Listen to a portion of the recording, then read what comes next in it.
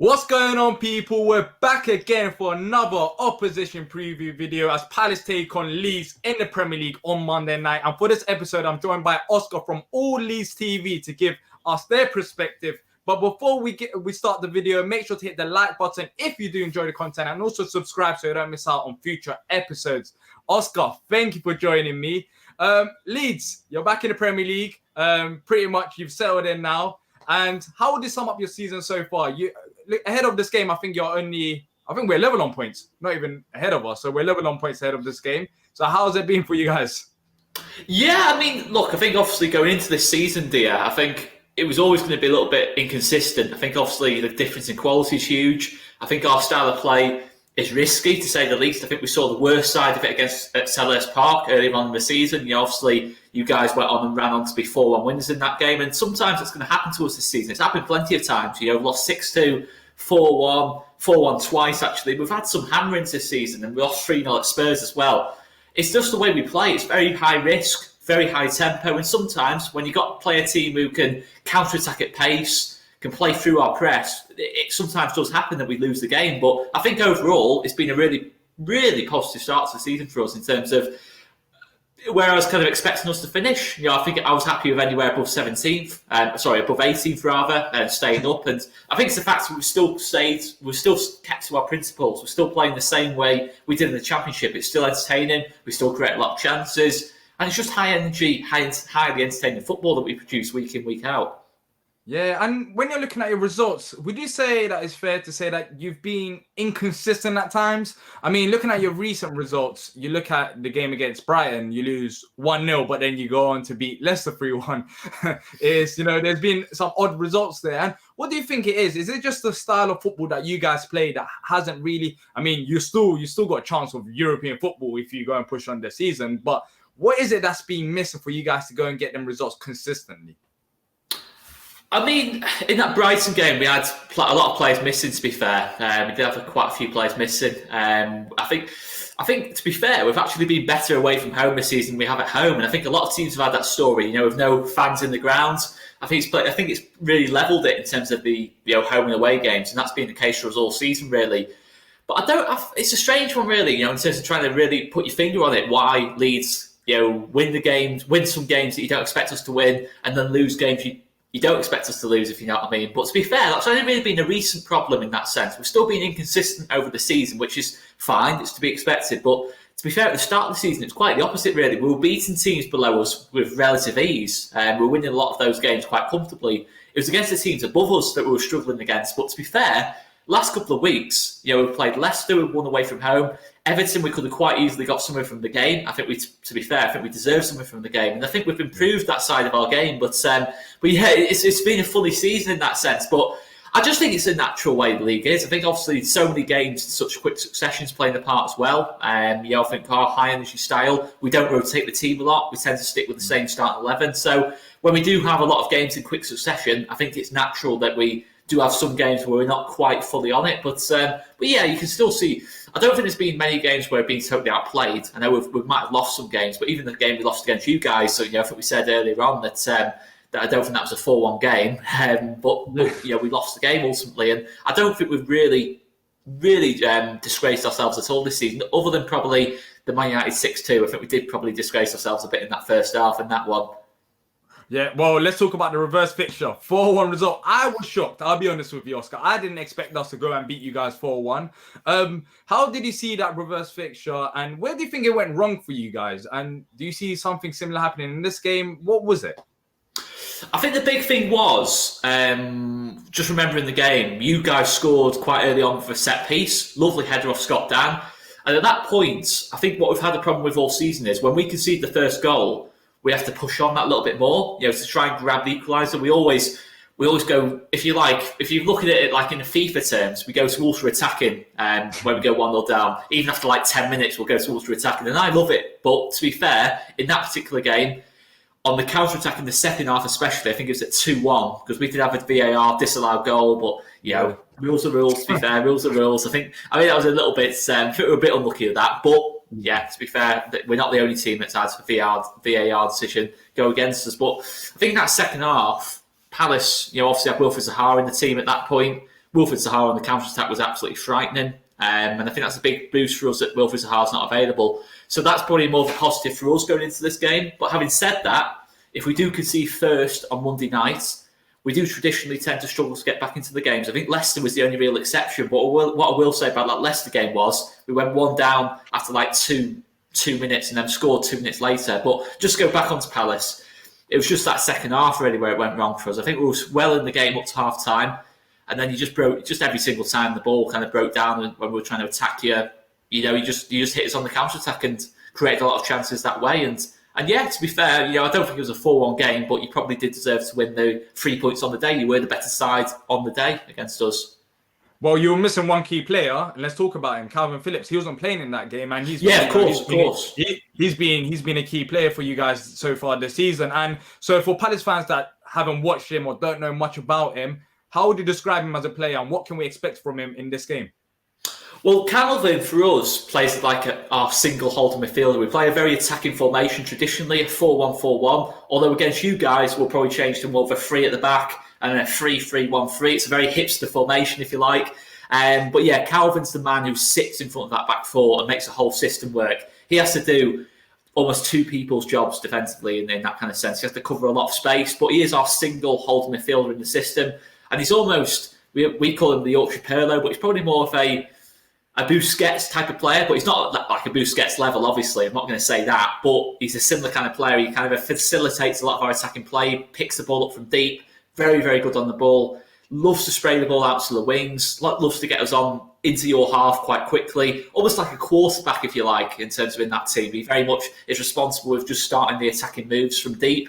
Defensively, though, I think he's superb. He'll make a tactical foul if he needs to. I think that's probably one of the things we missed at Selhurst Park. When Wilfried Zaha broke away in that second half, maybe he can just commit a little bit of a tactical foul in that sense. Take him down on the halfway line, because when Zaha's running at you in that kind of space, and Eze the same, it's something we've got to watch out for. But hopefully with Kalvin in the team, because I think Kalvin and Eze, they know a lot about each other. Kalvin actually said about Eze that he was his most difficult opponent last season, and you consider the players he came up against last season. There's some very good players in the Championship, and that was a good battle. To be fair, last time we played, Kalvin played against Eze, he got sent off in that game. Eze won the battle. Yeah, he won the battle, to be fair, at QPR. I think QPR won 1-0, but Kalvin had a shocker of a game.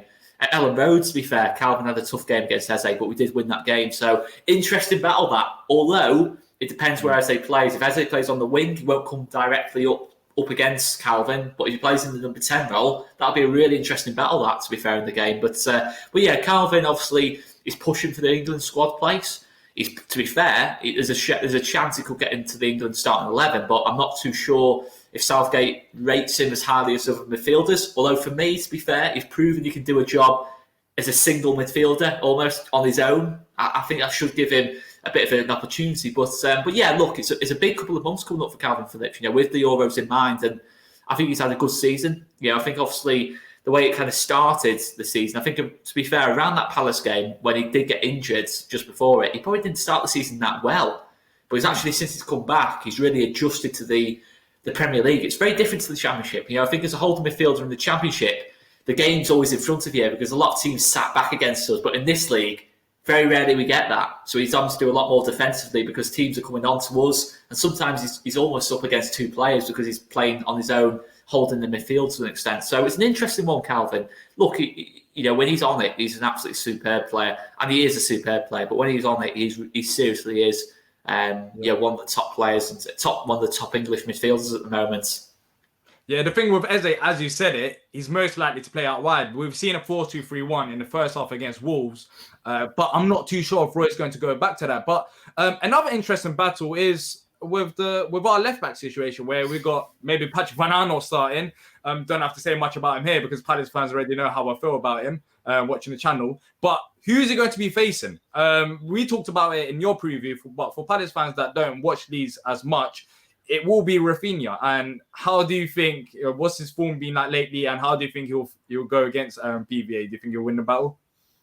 Well, I mean, Rafinha is absolutely on fire, to be fair. And I think as soon as we signed him, I was excited about the prospect of him. I think obviously we've seen a lot of players come into this country from Ligue 1 in France and not be particularly successful. Obviously, a certain winger from down the road from you guys at Arsenal hasn't been too successful from that league. But similar position to Pepe, to be fair, but being far more effective. Fantastic player, great technical quality.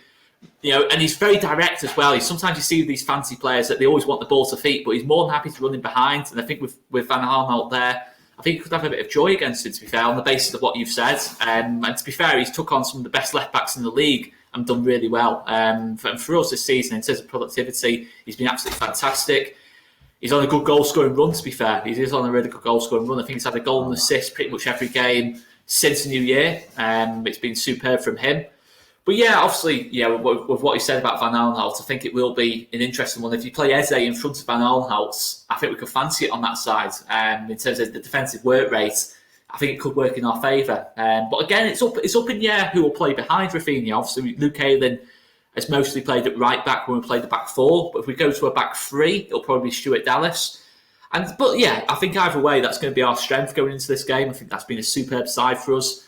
Obviously, Rafinha and Bamford have got a really nice link up. Obviously, you guys, your opinions on Patrick Bamford would be very different to mine, and that's fair enough. But yeah, Bamford, I'd be lying if I said I thought he'd adapt to the Premier League like he has done. I thought he had the quality to play in this league in terms of technical quality, but the way he's applied himself in this league has been absolutely fantastic.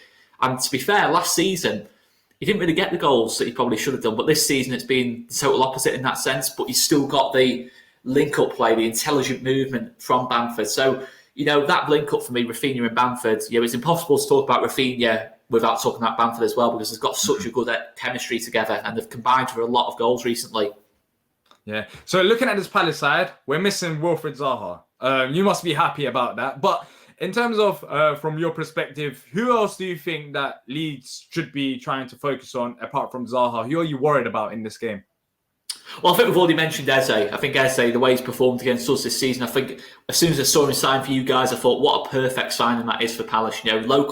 Local-ish, staying in London, but a top talent, to be fair. Absolutely unbelievable talent is Eberechi Eze. I mean, it's just the way he strikes the ball that worries me. We can defend really well in this. I think I said on our preview on All Leeds TV that the thing is about Eze is we can defend really well on Monday, and we've improved defensively a lot since that Palace 4-1 defeat. But Eze, the way he strikes the ball, even with his weaker foot, that goal he scored against Wolves, there's not much you can do about that. There's nothing you do. So that's the thing. We could defend and play superbly well on Monday night. We could quite feasibly have 70% of the ball in terms of how we play and how Hodgson likes to play. We could have twice as many shots. But Eze, if he produces a moment like that, absolutely outstanding footballer. I mean, to be fair, we were linked with him quite a lot, but ultimately Palace got Eze, and I think, to be fair, Eze was definitely a better fit at Palace than he was at us. I think it's a perfect move for him. And yeah, I'm really happy to see him do well. I'm happy to see any Championship player do well. In terms of he's worked really hard for his career. He's had a couple of rejections along the way, and I love players like that. I think him and Zaha. I'm just delighted that one of them is not on the pitch, because that they ultimately combined and were all over us at Selhurst Park. They caused our man-to-man marking system horrific problems, to be fair. So I think Eze is an obvious one. I think another one I'm going to mention, maybe a bit of a strange one to mention, but Guaita in goal. I think obviously on his day, superb shot stopper. And I think the amount of chances we create, I think the reason I mentioned Guaita is the last game we played against Everton, their goalkeeper, absolutely superb. And we could not have really done much more against Everton to get a result. But Olsen just made save after save after save. And I know Guaita can do that as well. So, yeah, I think those two are probably the obvious ones for me in terms of who are going to stop us getting any kind of results in this game.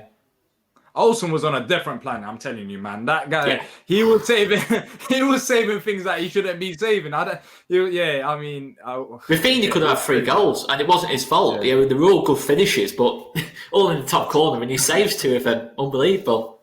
Yeah, look, on your channel, Joe mentioned from All Leeds TV, he mentioned a point that after your defeat against Man United in the league, there was a slight tactical change. And can you go in more detail about that? What can we expect maybe a bit different from the previous game that when we face you guys?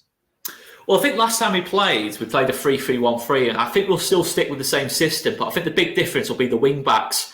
I think recently we've been tending to push the wing-backs or full-backs less high up the pitch, because I think in those kind of games, Palace, Tottenham, Man United, we got exposed in behind by how far we pushed the full-backs. In terms of on the counter, they just found it easiest getting behind our full-backs and almost create 3v2 situations against our two centre-backs. So I fully expect that we'll push I don't think we'll push both wing-backs up at the same time. I think one will stick back and we'll probably be a little bit more, not so much defensive, but a little bit more, we'll probably keep a few more people behind the ball when we attack. I think obviously at the start of the season, we tended to attack in like waves in terms of just have two people. We'd almost like play a 2-0-2-0-8 formation, when we went forward. But I think we've gone a little bit away from that, but we still create a high quality of chances. But I think Rafinha's allowed us to do that really in terms of, he gets us up the pitch when we're under a bit of pressure. In terms of how he can carry the ball, a bit like Zaha in that sense. Maybe not quite definitely not to the same extent as Zaha, but I'd possibly argue he has a little bit more end product than Zaha in terms of in the final third. But I think both. It's just a bit of a shame. I think obviously, I always want to come up against the best, and as much as I'm happy Zaha's not on the pitch, I'm almost looking at it now. We're in mid-table. We're probably not going to finish much higher than where we are. You almost want to play the best players week in, week out, and it's a bit of a shame, and just to see where we're at, really, in terms of if Zaha was on the pitch. But look, I still think Palace are a massive threat to us, but it definitely, no question, works in our favour in terms of how we're trying to play and adapt our style a little bit in recent weeks, that Zaha isn't on the pitch to really test us in open play. Well, look at it on the bright side. You guys didn't have Kalvin Phillips in the reverse. Yeah, of course, we don't have Zaha here, so we'll see. We'll see how we've evened out. We've evened ourselves out. Exactly. So we'll see. We'll see who's if you guys take advantage of us without Zaha. But in terms of your lineup and score predictions, how do you see it going? So in terms of our lineup, I think it will probably be the same as what we went against Everton. In terms of, we'll go for back three. It'll be Ilan Meslier in goal, Luke Ayling, Liam Cooper, Pascal Struijk as the centre backs. Right wing back will be Stuart Dallas. Left wing back probably Alioski. Holding midfield will be Kalvin Phillips, and then kind of in the number 10 role will be Matthijs Klick, who made the goal for Bamford at Selhurst Park. Rafinha, Bamford, Harrison front three. But in terms of prediction, I'm going to go 2-0 Leeds. I think it'll be a really tough game for us. I think it'll be a really tight game. But I think, obviously, with your back four aging a little bit, I think, obviously, you're not quite got that same solidity at the back. I think, obviously, you mentioned yourself here on our preview that you're not quite as solid at the back this season. Yeah. So, a bit of the centre-backs are getting old now in that sense. And I think our intensity for 90 minutes, I'd like to think, will come through in the game. But look, I'll be honest, it wouldn't surprise me either way this game goes. You've got quality on that pitch going forward. I think Mateta obviously looks a good signing too, so be interesting to see the lineup you go with. But I think we'll win this game. I think Kalvin's a big one for us. We do have Rodrigo missing, though. To be fair, who I don't think he played the game at Selhurst Park. Actually, to be fair, so that's a bit of a loss in that sense. But I think it's a game we can win 2-0. But again, I wouldn't be surprised. I think I was confident going into that Brighton game, to be honest. So anything can happen. Anything can happen. Well, look, last time around when Joe was on the channel, he was very confident as well. So hopefully, Joe's always confident. Joe's always confident, but you're confident as well. So hopefully it backfires and we get another result. But I'm going for 2-1 Leeds victory. I feel like you guys have got quality. That worries me, you see. That does worry me, though, when the opposition predicts are going to... Because Everton fans were doing the same to me at the start of the week. So... Hopefully it works in our favour. But I'm going 2-1 Leeds. I think the pressure is on you guys without us having Zaha. I feel like we still got quality there with Diyar really well in midfield. He should be starting and picking out passes. And as you said, Eze, he's a brilliant player. One to look out for if you already don't know about him. But yeah, I'm going for 2-1 Leeds. I feel like you're going to edge it in this game. You got a Kalvin Phillips factor there. He will probably control the midfield and be that defensive player as well. So we'll see how it goes. But let us know your score predictions in the comments down below and your thoughts on the game as well. But before we go, Oscar, how can they find you and talk about All Leeds TV as well? So you can find us on All Leeds TV on YouTube, Twitter, Instagram, and Facebook. If you guys want to check us out, we basically do watch-alongs of games, do post-match, pre-match reviews. And at the minute, we're pretty much doing uploading every day. We're obviously through lockdown, trying to get ourselves through lockdown, and we're just doing a bit of everything, doing a bit of quizzing, and yeah, just a bit of everything really. It's all good fun. try and get opposition fans on like yourself, and when depending on the game and that lot, and yeah, it's all good fun on All Leeds TV. It's it's just a good thing to get through lockdown, but just buzzing to be in this league. The only gutting thing is we do like to do match day vlogs as well of games, but yeah, that's gone out the window until we're back at the grounds, unfortunately. Yeah, I mean, I miss it. I'll be honest. Last season, watching Roy Ball at Sellers, it hurt me because we were so boring. But at this point, you know what? Just give me the opportunity. I'll go back. I don't even care about it anymore. Whether it's Roy Hodgson or whether it's my pet dog. I don't even have a pet dog. I don't know why I said that. But I don't care who's at the sidelines managing the team. But yeah, thanks for joining me, Oscar. The link will be in the description down below so you can go check out their channel. And until next time, up the Palace.